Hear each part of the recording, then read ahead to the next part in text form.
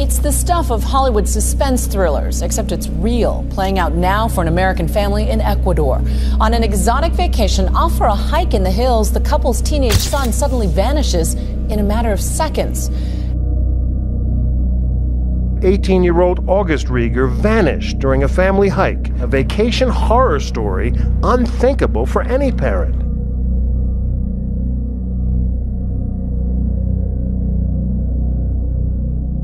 Allô, c'est Lionel, je suis très content de vous retrouver aujourd'hui pour une nouvelle vidéo. Aujourd'hui, on va parler d'une affaire de disparition mystérieuse survenue en Amérique du Sud en 2013. Complètement inconnue en France, cette affaire est très intrigante. Cet étudiant de 18 ans faisait une randonnée en famille quand il s'est volatilisé quasiment sous leur nez. Je vais tout vous raconter dans quelques instants, mais avant toute chose, si vous aimez mon contenu, si vous voulez m'encourager à continuer, mettez un pouce en l'air et surtout, pensez à vous abonner à la chaîne en activant la cloche afin de ne louper aucune vidéo. Ça prend une seconde, ça ne vous coûte rien, ça ne vous engage à rien et moi, ça augmente ma visibilité sur YouTube, donc merci. Allez, c'est parti, on va faire comme d'habitude, je vais d'abord vous présenter les faits et ensuite il y aura une partie commentaires et analyse. On va remonter maintenant en 2013. À l'époque, August Rieger est un étudiant américain de 18 ans. Mesurant 1m72, August est mince et a les cheveux longs. Le jeune homme est décrit comme un peu timide mais très sympa. Originaire d'Oklahoma City, August a grandi dans un milieu plutôt aisé. Chris Rieger, son père, est un architecte prospère, tandis que sa mère, Rhonda, est professeure d'art dans une école élémentaire d'Oklahoma City. En mai 2013, la vie sourit à August. Il vient de sortir majeur de promotion de sa classe dans le meilleur lycée d'État de l'État et s'est vu offrir une bourse Fulbright de l'université d'Oklahoma pour poursuivre ses études. Passionné d'anthropologie, August adore les activités artistiques et on peut dire que le jeune homme est un surdoué. Attiré par l'Amérique latine, il parle couramment espagnol et est un musicien de talent. Il joue de la guitare et du piano et compose même de la musique pour des spectacles au lycée. Côté cœur, tout va bien aussi pour August qui file le parfait amour avec Kaylee. En juin 2013, August est aux anges parce que c'est le début des vacances d'été et elle s'annonce fantastique. Fier de ses résultats scolaires, ses parents veulent lui offrir un beau voyage pour le récompenser et August a demandé à aller dans un pays parlant espagnol. Ses parents ont donc choisi l'Équateur, un pays d'Amérique du Sud. August doit ainsi partir avec ses parents, Chris et Rhonda, ainsi que son petit frère. Mi-juin 2013, la famille Rieger prend donc un vol depuis les États-Unis jusqu'à Quito, la capitale de l'Équateur. Et ils se rendent ensuite à Baños pour la première semaine de leur séjour en Équateur. Le dimanche 16 juin 2013, la famille Rieger est donc à Baños, une petite ville à 190 km au sud de Quito, dans la province de Tungurahua. Entourée de montagnes verdoyantes, de magnifiques cascades et de piscines naturelles, Baños est une destination incontournable pour les touristes en Équateur. En particulier ceux qui aiment les sports extrêmes comme le rafting, le saut élastique, etc.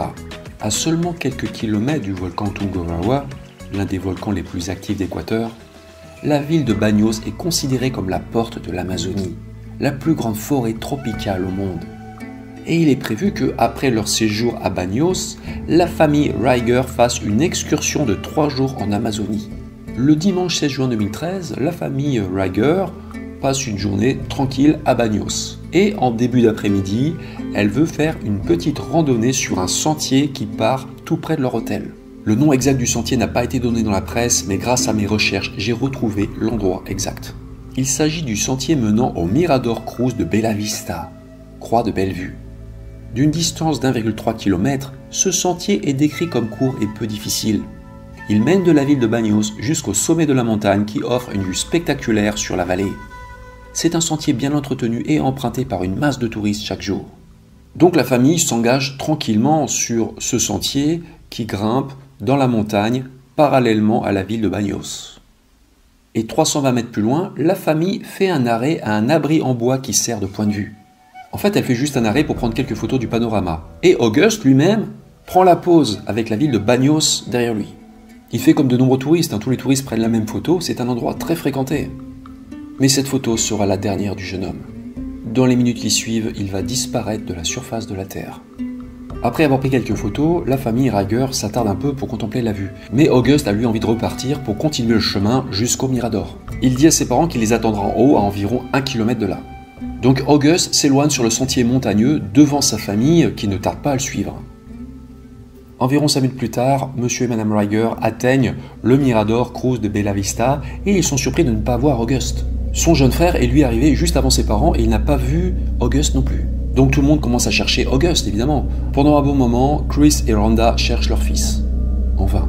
Ils se disent qu'il est peut-être retourné à leur hôtel, donc ils retournent à l'hôtel, mais là ils constatent qu'il n'est pas là non plus. Donc Chris Rieger repart sur le sentier, il le refait plusieurs fois.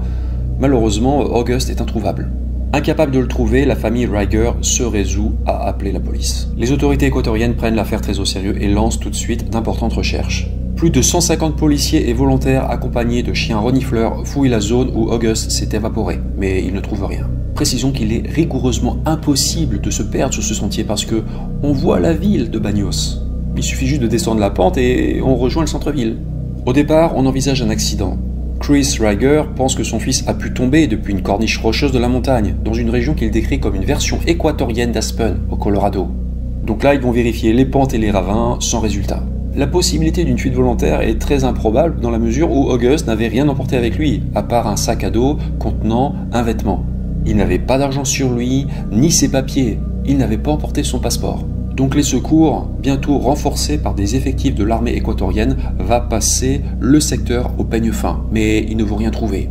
Choqués par la disparition de leur fils, les Rieger reçoivent de l'aide de l'ambassade américaine en Équateur, basée à Quito. L'affaire est médiatisée aux USA et le département d'État américain intervient. Le président Obama lui-même va faire une déclaration, il va qualifier August Rieger de patriote disparu. L'intervention présidentielle a de l'effet parce que le gouvernement panaméen offre une récompense pour retrouver le jeune américain. Baños est une destination touristique populaire considérée comme relativement sûre. Ça n'est certes pas le paradis, mais ça n'est pas l'enfer. Il y a juste de la petite délinquance, des vols visant les étrangers, mais Baños n'est pas une ville connue pour des affaires d'enlèvement ou de disparition. Néanmoins, des étrangers et notamment des Américains ont déjà été enlevés ailleurs en Équateur. Et il peut arriver que les ravisseurs attendent parfois des mois avant d'établir un premier contact avec les familles. Or, dans le cas présent, rien. Aucune rançon ne sera demandée concernant August Rieger. La police équatorienne va, semble-t-il, mener des investigations, elle va recueillir des témoignages et quelqu'un va faire un signalement apparemment important. Un témoin rapporte avoir vu un homme ressemblant à la description d'August Rieger à l'arrière d'une camionnette se dirigeant vers la région amazonienne du pays. Ce tuyau fera l'objet de vérification, mais cette piste ne mènera nulle part. Une fois que l'opération de recherche officielle sera terminée, les parents d'August Rieger vont rester à Baños pour continuer les recherches. Et elles vont rester tout l'été 2013. Par la suite, une page Facebook Find August Rieger, Trouver August Rieger, sera créée. La disparition de l'étudiant américain va faire l'objet d'un bel élan de solidarité parce que beaucoup d'amis, beaucoup de camarades vont faire le voyage depuis Oklahoma City pour aider les recherches. Par la suite, la page Facebook d'August Rieger va montrer des photos modifiées de lui, le montrant avec les cheveux courts. Et c'est vrai qu'il est presque méconnaissable. En mai 2014, les autorités panaméennes vont faire savoir que August aurait été vu 2 fois. Donc des gens, des témoins, pensent avoir vu ensuite August en vie. Chris Rieger, son papa, reste optimiste, il espère retrouver son fils en vie. Mais l'espoir sera de courte durée, car ces nouveaux signalements ne donneront rien. Par la suite, les années ont passé, la famille Rieger a continué sa vie sur lui à 4700 km de Baños, le dernier endroit où il a été vu. Aujourd'hui, 9 ans après les faits, l'enquête concernant la disparition mystérieuse d'August Rieger n'est pas close, mais force est de constater qu'on ignore toujours ce qui lui est arrivé. Nous avons vu les faits, nous allons passer maintenant à la partie commentaires et analyse. L'histoire tragique d'August Rieger est vraiment effrayante parce que il s'est volatilisé sur un sentier très court et très facile au cours d'une banale promenade familiale. Ses parents n'étaient qu'à quelques minutes de lui. On a du mal à comprendre comment une telle tragédie peut arriver dans ces circonstances. Le manque d'informations dans ce dossier est assez frustrant. Malheureusement, c'est souvent le cas lors de disparitions à l'étranger, parce que ce sont les polices locales qui sont compétentes pour enquêter et par moments elles ne communiquent pas, quoi. Il y a souvent des problèmes de communication et de rétention d'informations. On ne sait pas trop ce qu'elles font et même si elles font quelque chose, j'ai presque envie de dire. Donc pour les familles, c'est extrêmement difficile parce qu'en plus, elles sont loin, elles ne sont pas tenues au courant et donc elles restent seules avec leurs questions sans réponse et leurs angoisses. La disparition d'August Reiger est très étrange et nous allons maintenant passer en revue les différentes théories envisageables. Vu les énormes recherches qui ont été entreprises pour retrouver August, je pense qu'on l'aurait retrouvé. Mais des observateurs ont mis quelques doutes sur l'efficacité des recherches. Personnellement, j'y crois assez peu parce que August a disparu dans un lieu qui n'est pas loin de la civilisation. Non, non, il a disparu juste à côté de la ville, quoi. Hein. C'est un endroit en plus qui est très fréquenté et je pense que si August avait fait une chute fatale, on aurait bien fini par le retrouver au bout de 9 ans, quoi. En ce qui concerne la fuite volontaire, elle est assez peu vraisemblable également. Parce que de l'avis de tous, cette hypothèse n'a pas de sens. August était un gentil garçon, sans problème, et il avait un bel avenir devant lui aux États-Unis. Et il est parti sans argent ni passeport. Candace Lockett, la mère de sa petite amie Kaylee, a déclaré dans les médias « Je sais qu'il aime beaucoup sa petite amie et veut rentrer à la maison et la voir ». Revenons tout de même sur un témoignage intéressant dans cette affaire, selon lequel August aurait été vu à l'arrière d'une camionnette se dirigeant vers la forêt amazonienne. August avait probablement très envie de découvrir l'Amazonie, mais il devait y aller quelques jours plus tard avec sa famille, donc ça n'a pas de sens qu'il ait décidé d'y aller seul, sans prévenir quiconque. Et dans l'hypothèse folle où August avait envie de tout plaquer pour quitter le monde moderne et refaire sa vie loin de la civilisation en Amazonie, je pense qu'il aurait attendu quelques jours, il devait y aller ensuite avec sa famille, donc il aurait très bien pu disparaître à ce moment-là. Pourquoi disparaître à Bagnos? En termes d'organisation, c'est beaucoup moins pratique. Moi je pense que si August avait envie de disparaître en Amazonie, il aurait peut-être attendu d'y être avec sa famille. Et on peut peut-être émettre aussi quelques réserves sur la fiabilité de ce témoignage. On connaît la fragilité du témoignage oculaire humain. Les erreurs de témoignage, ça arrive souvent dans les affaires criminelles, ça arrive souvent dans les affaires de disparition. Aussi, peut-être qu'il s'est trompé, tout simplement. Mais dans le cas où ce témoin a vraiment vu August, ça pourrait très bien être compatible avec la piste suivante. Il ne faut certainement pas écarter la piste criminelle dans ce dossier. Est-ce qu'August a été victime d'un crime? Pourquoi pas, mais on n'a trouvé aucun indice allant dans ce sens. Aucune trace de sang, aucune trace de lutte, personne n'a entendu aucun cri ni vu quoi que ce soit de suspect sur le sentier ou près du Mirador, l'endroit où August était censé attendre ses parents. Et puis il n'avait pas d'argent sur lui, donc quel aurait pu être le mobile?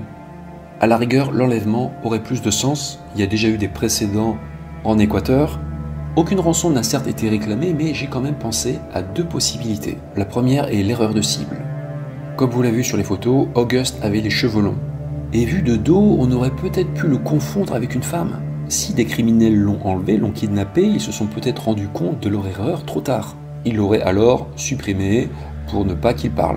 Ou alors August serait resté en vie, il aurait été revendu dans le cadre d'un réseau, comme esclave, donneur d'organes ou je ne sais quoi. Mais bon, j'y crois pas trop, je dois dire. La dernière proposition que je vais vous faire me semble la plus intéressante. Est-ce qu'August ne serait pas devenu otage d'un cartel? Je m'explique. Proche de la Colombie et du Pérou, les plus grands producteurs de cocaïne au monde, l'Équateur est une plaque tournante de la drogue. Est-ce qu'on ne l'aurait pas kidnappé non pas pour réclamer une rançon, mais pour le forcer à travailler pour un cartel? Un cartel aurait très bien pu l'obliger à devenir une mule, par exemple. Une mule, c'est quelqu'un qui transporte de la drogue. Comme c'était un jeune homme intelligent, qui passait bien, qui était sympathique, qui avait des aptitudes quand même intellectuelles assez élevées, qui parlait très bien anglais parce qu'il était américain et qu'il parlait couramment espagnol, il avait peut-être un bon profil pour effectuer ce travail. On aurait pu le charger par exemple de travailler spécifiquement pour le transport de la drogue entre l'Équateur et les États-Unis. Ce scénario est peut-être envisageable parce que si on a coupé les cheveux à August, si on lui a fait aussi quelques petites modifications physiques avec de la chirurgie esthétique, August serait aujourd'hui méconnaissable, surtout qu'en plus il a 9 ans de plus. Au moment de sa disparition, August n'avait aucun papier sur lui, il n'avait pas son passeport, mais bon, pour les cartels qui ont beaucoup d'argent, c'est très facile de se procurer des faux passeports, surtout dans des pays d'Amérique du Sud qui sont assez connus pour un certain niveau de corruption. Donc voilà, peut-être que suite à son enlèvement, August Reiger a été obligé de travailler pour un cartel. Certains d'entre vous vont peut-être dire, oui, mais comment est-ce qu'ils auraient pu le forcer à le faire? S'il n'avait pas envie, voilà, c'était pas possible. Bien sûr, vous avez raison de faire la remarque, mais je pense que premièrement, on l'a très certainement menacé de le tuer s'il refusait, et surtout, on lui a peut-être fait du chantage, on a peut-être menacé de tuer sa famille aux États-Unis s'il n'acceptait pas, vous voyez? Et si August avait trahi, pareil, les membres du cartel, ça aurait été la même sanction. Je pense que c'est très facile de trouver la famille Reiger à Oklahoma City, Donc il y avait peut-être une menace permanente sur eux, sur les parents d'Auguste et aussi sur le petit frère d'Auguste. Voilà pourquoi il aurait accepté, il se serait sacrifié d'une certaine façon. Il aurait préféré travailler plutôt que voir sa famille éliminée, quoi. Cette théorie est peut-être un peu romanesque, mais Auguste est jeune encore à l'heure actuelle, il n'a que 27 ans. Donc c'est tout à fait possible qu'il soit toujours en vie. Il a peut-être tiré un trait bien malgré lui sur sa vie d'avant, et peut-être qu'au fil des années, sa nouvelle existence, loin de sa famille, loin des États-Unis, a fini par lui plaire parce qu'il adorait l'Amérique latine, il adorait l'espagnol, peut-être qu'il a fait contre mauvaise fortune mon cœur, et il s'est mis à aimer sa nouvelle vie, parce que de toute façon il n'avait pas le choix, et je pense qu'il a même pu être atteint par le syndrome de Stockholm, le fameux syndrome par lequel un otage se lie d'amitié avec ses kidnappeurs. Peut-être que loin de sa famille, de ses origines, Auguste a noué des liens forts d'amitié avec les membres du cartel. Et si ce cas de figure est le bon, peut-être qu'il a même rencontré l'amour après, hein, il a peut-être même fondé une famille. Par contre, si c'est le cas, il n'est peut-être plus en Équateur, mais peut-être dans un autre pays, comme la Colombie, le Pérou, le Brésil. Mais pour moi, ce cas de figure reste plausible, parce que quand il a disparu, il n'avait que 18 ans et il n'a que 27 ans à l'heure actuelle. Je pense qu'à cet âge-là, on a encore une capacité d'adaptation, on a tous un pouvoir de résilience, et il est tout à fait possible que Auguste ait fait abstraction de ce chantage immonde et accepté sa nouvelle existence en Amérique du Sud. Voilà, donc c'est tout ce qu'il faut lui souhaiter, qu'il soit encore en vie, même si évidemment on aimerait que ses proches connaissent la vérité, parce que, encore une fois, c'est toujours une torture pour les familles de disparus. Ne pas savoir, c'est probablement ce qu'il y a de pire qui puisse arriver à un être humain. Donc une petite pensée pour August Schweiger et surtout ses parents, ses proches, qui, je pense, quand même ont commencé à tourner la page, parce que la page Facebook d'August Schweiger n'est plus mise à jour depuis quelques années. Ceci dit, je pense qu'ils sont toujours dans l'attente de réponses. La disparition d'un proche, ça ne s'oublie jamais. On peut peut-être quand même espérer un rebondissement dans cette affaire, même tardif, parce que ça arrive. Ça a été le cas dans une affaire dont j'ai parlé récemment. J'en profite pour faire une petite mise à jour. En juillet 2021, Yann Bourdon, un touriste français, avait disparu en Égypte. J'ai fait une vidéo sur cette affaire sur ma chaîne en juillet 2022. Et il y a eu un coup de théâtre inespéré. Et moi-même, je ne m'y attendais pas. Yann Bourdon est réapparu sain et sauf début août 2022. Donc, c'est extrêmement positif. C'est tellement rare que ça arrive qu'on peut que s'en réjouir. Yann n'a pas souhaité donner d'explications sur les raisons de sa disparition. Donc voilà, je ne vais pas m'étendre là-dessus, je respecte son souhait. Ceci dit, il n'est pas impossible que l'explication soit peut-être dans les premières théories que j'avais présentées dans la partie commentaires de ma vidéo. Et si vous n'avez pas vu cette vidéo, je vous invite à la voir. Voilà, c'est fini. Si vous avez aimé cette vidéo, je vous remercie de la liker, de la partager et aussi de vous abonner à la chaîne pour soutenir mon travail en activant la cloche pour ne louper aucune vidéo à venir. Donc voilà, je vous laisse, faites gaffe à vous, je vous dis à bientôt pour de nouveaux mystères et en attendant, ne disparaissez pas.